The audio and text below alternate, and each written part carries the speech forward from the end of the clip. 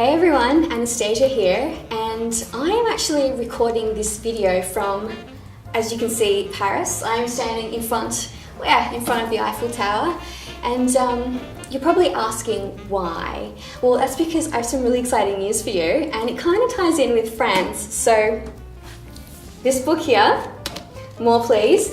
So our favourite French chef is back with his latest book. Pretty much this book is his collection of family recipes, and it's not just French recipes. So his partner, his beautiful partner Clarissa, her background is Malay Chinese. So this book is a collection of not only the French recipes but also recipes that have these beautiful kind of Sri Lankan and Malaysian and Chinese influences. So I want to actually run through some of the recipes that are in this book because it's absolutely amazing. This stuffed mussels provençal. Provençal. It's got this Basque albacore tuna stew. Albacore, oui.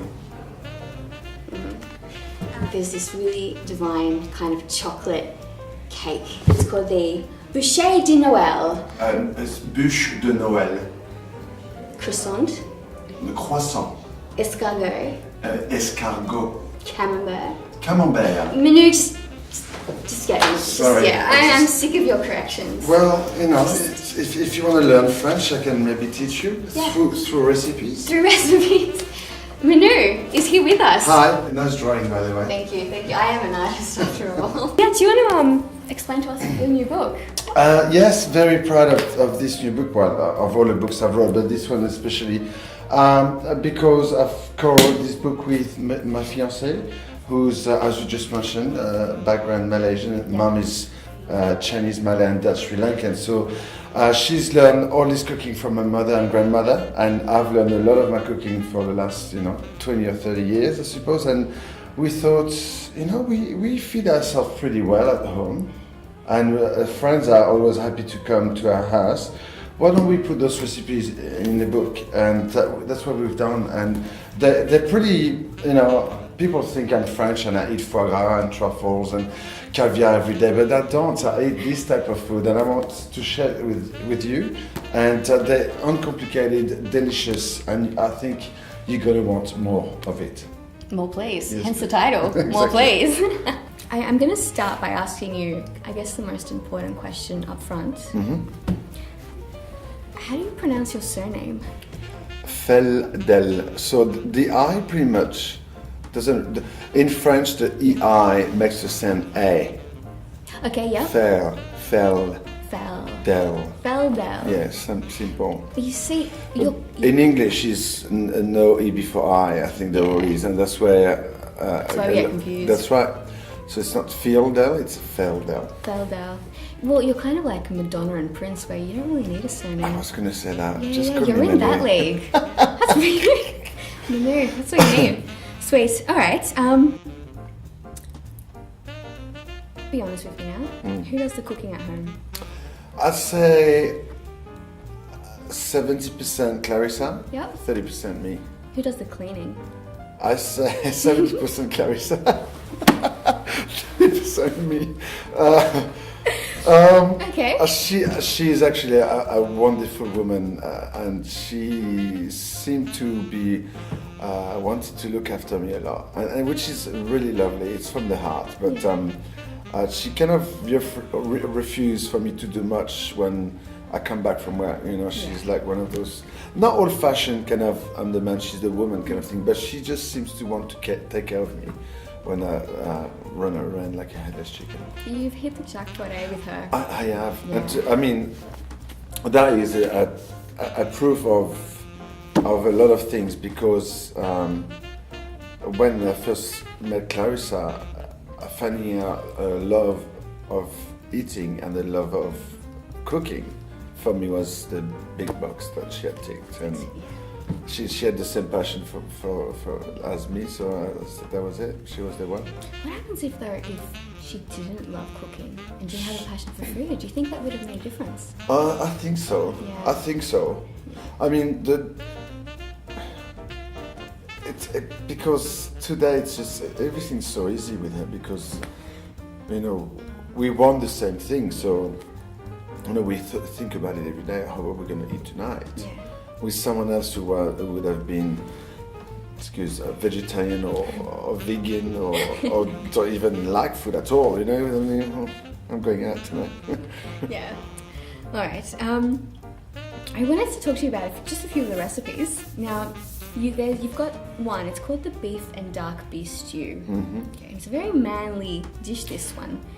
Yes. Tell us a bit about that, because I think this one's going to appeal to a lot of Aussie guys. It's a very old recipe from the Alsace, a part of France, which is the border of Germany.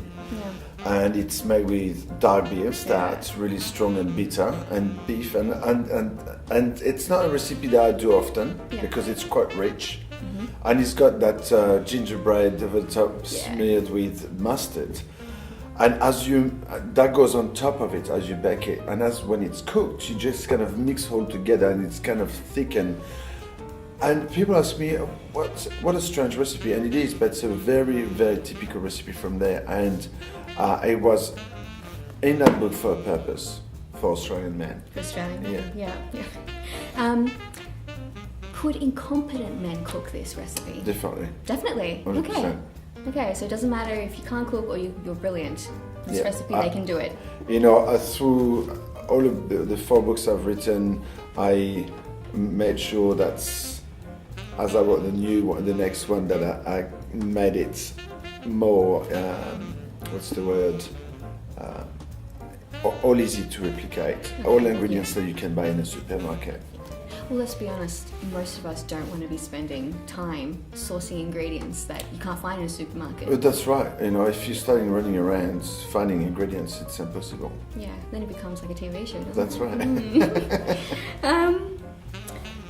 The Malaysian fried chicken recipe that you mentioned in this book. It's like the KFC, but Malaysian flavour. Yeah. That's pretty much it. And you say it is the perfect dish after a night out. Okay, so it's and that's why I say it's KFC kind of thing. It's like hangover. Yeah, I need to feed, and it's got that beautiful crunch on the outside from like the battery kind of thing. But it's flavoursome as well, and it's also served with the nasi lemak if you want to. So the nasi lemak in this book is served with squid calamar, but you can actually swap the calamar with that chicken. It's really nice.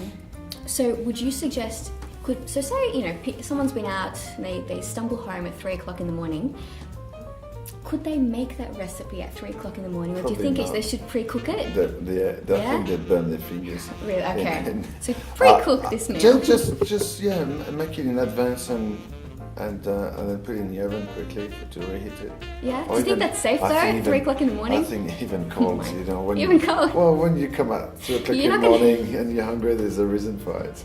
You're not going to tell the difference, are you, between cold and hot at 3 o'clock when you're hungover? That's right. No. All right, and this cake recipe that I can't pronounce, the bûche de Noël. Bûche de Noël. That one.